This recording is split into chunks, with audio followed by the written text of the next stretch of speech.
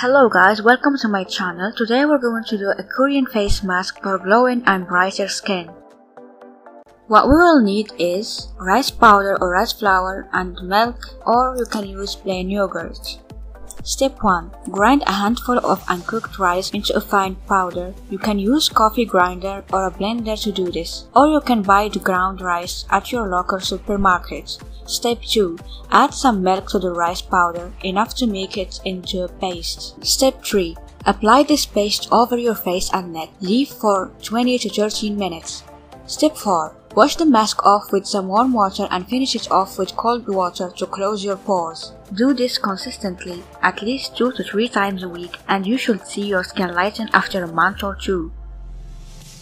Rice paste will lead to not only fairer skin, but also a smoother complexion with fewer wrinkles.